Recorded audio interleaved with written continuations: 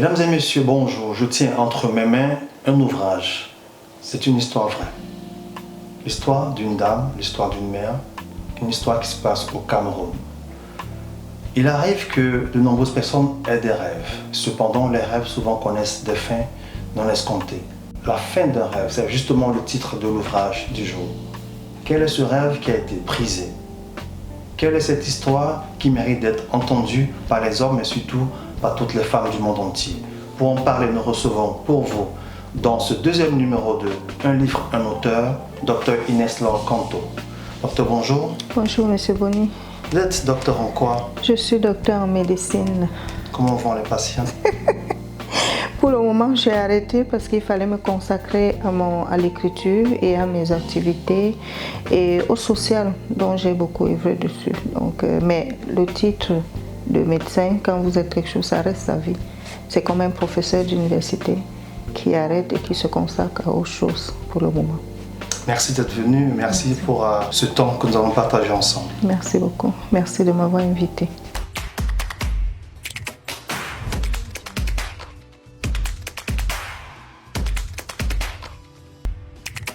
Alors, pourquoi le besoin d'écrire ce livre et de raconter votre histoire? Le besoin d'écrire ce livre et de raconter mon histoire, c'était d'abord, premièrement, il y a beaucoup de personnes qui parlent de Inès Laure Kanto partout dehors sans savoir qui est Inès Laure Kanto. Déjà dans ce livre, ces personnes, en l'achetant, sauront qui est Inès Laure Kanto. Et aussi la femme politique, ce que la femme politique subit. Particulièrement au Cameroun, les autres pays, je ne sais pas, mais je pense que c'est la même chose. Qui est Inès Laure Kanto donc?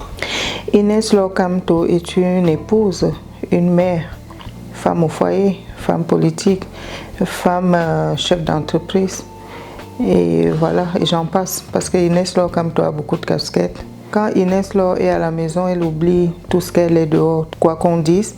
Mais déjà, j'aimerais que les gens sachent que quand elle est à la maison, elle est femme au foyer. Quand elle sort, elle est femme politique, elle est femme chef d'entreprise, elle est femme associative, elle est tout ce qu'on peut savoir d'elle dehors.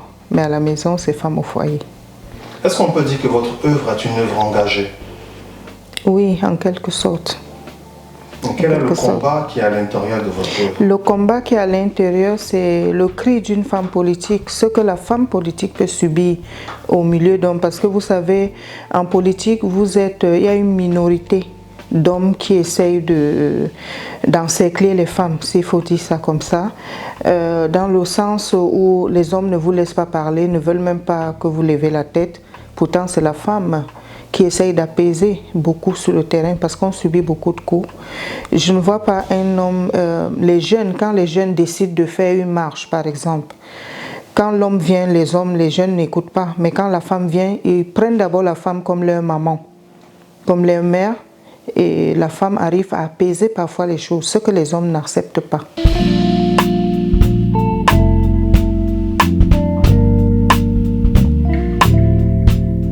Alors, votre œuvre a pour titre La fin d'un rêve.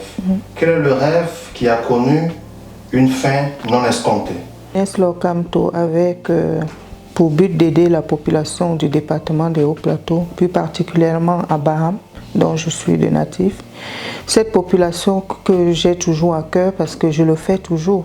Sauf qu'au moment où je voulais accéder à la mairie, c'était pour plus trouver des partenaires pour venir m'aider à faire ce que je fais déjà depuis longtemps tout seul, c'est-à-dire ouvrir les foyers, l'emploi et tout, le développement.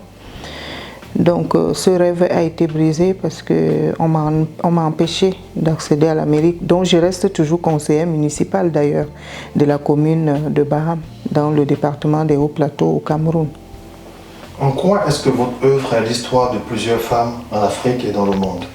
Mon œuvre est l'histoire de plusieurs femmes en Afrique et dans le monde parce que j'ai l'impression que les femmes subissent politiquement, même en affaires. On a là toujours de ramener la femme en arrière. Le partage n'est pas équitable, n'est pas souvent équitable. Surtout en affaires, dans les activités, les femmes chefs d'entreprise, on a l'art de donner les marchés plus à un homme qu'à la femme. La femme doit se battre.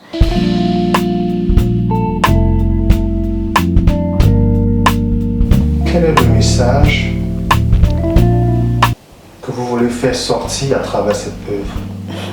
Le message que je veux faire sortir à travers cette œuvre, c'est la femme ne doit pas baisser les bras. La femme doit s'attendre à tout, surtout en politique. Quand vous vous engagez en politique, vous devez vous attendre à arriver en case prison, ressortir ou d'en mourir. À tout, on peut vous abattre sur le terrain. Et vos adversaires sont sur la même table avec vous. La femme politique doit savoir ça, que la politique c'est quelque chose où on vous tue.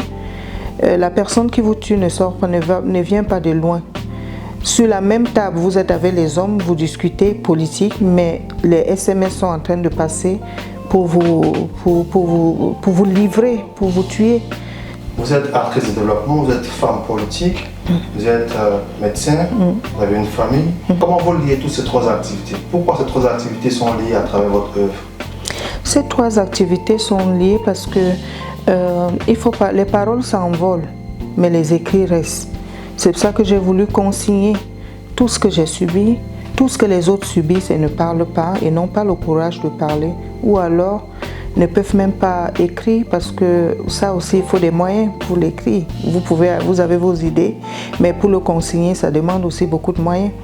Donc les paroles s'envolent mais les écrits restent. C'est pour ça que j'ai tout fait pour consigner tout dans un livre comme ça. De génération en génération, on saura qui était Inès Locamto au cas où je ne serai plus de ce monde, mais mes œuvres vont rester.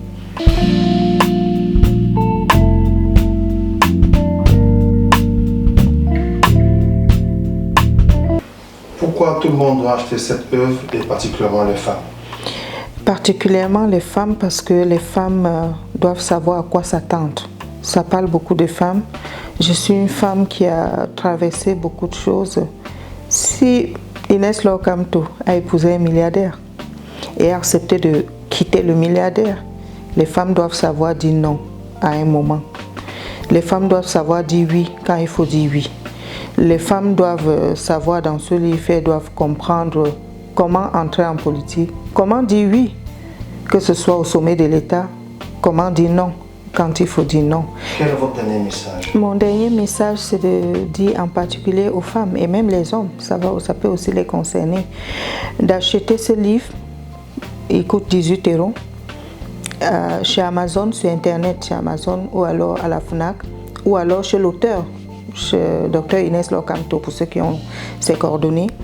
Parce que là-dedans, vous avez beaucoup de secrets qu'elle ne peut pas vous dévoiler, qui se cachent là-dedans. Entre ces deux mariages, pour ceux qui parlent de deux mariages, entre la femme politique qui a épousé un milliardaire, entre la femme politique qui est reine-mère aujourd'hui, entre la femme politique qui a rencontré certaines personnalités, des hautes personnalités dont on parle, et entre la femme qui fait la part des choses entre sa famille et la politique. Vous les femmes, allez acheter, vous allez découvrir beaucoup de choses.